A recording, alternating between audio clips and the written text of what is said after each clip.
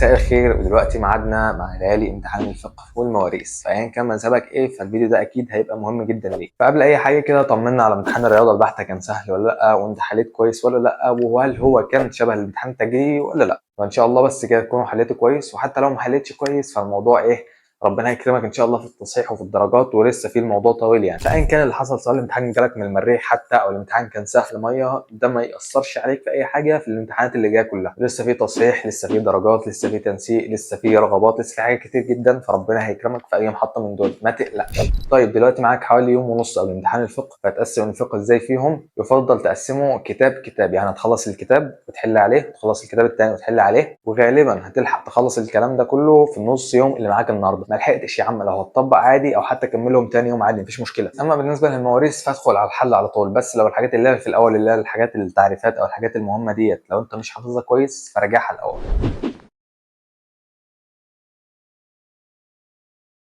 تمام، خلصت مراجعه كويس جدا، وركز في كويس جدا ديت علشان هتفيدك جدا وانت بتحل. لو انت راجعت كويس جدا زي ما انا قلت لك، هتيجي تحل الامتحان حرفيا مش هياخد في ايدك نص ساعه بالكتير قوي، يعني الامتحان مدته ساعتين انت هتحله في نص ساعه، فالموضوع مش هيبقى صعب خالص عليك. علشان خاطري قبل ما تبدا خالص اهو بقول لك راجع كويس جدا. الفقه بالذات يعتبر من اهم المواد الشرعيه اصلا يعني، فما تضيعش درجاته من ايدك بسبب انك مكسل تذاكر او عايز تحل على طول.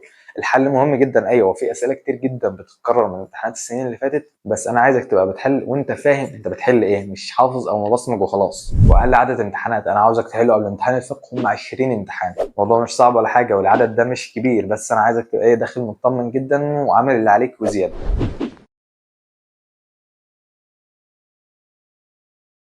بالنسبه للمواريث فكان في مدرس اسمه استاذ ياسر قباني، هتلاقيه منزل فيديوهات مراجعات للمواريث، حتى لو الفيديوهات دي قديمه شويه بس تمام اسمعها تفيدك جدا يعني.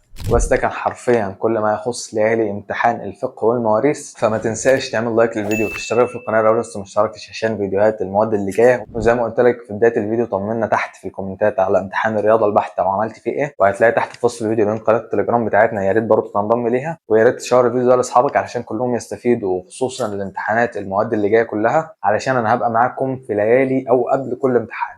كان معاكم دكتور محمد عزازي، طالب في الفرقه الاولى طب ازهر دمياط. اشوفكم الفيديو الجاي.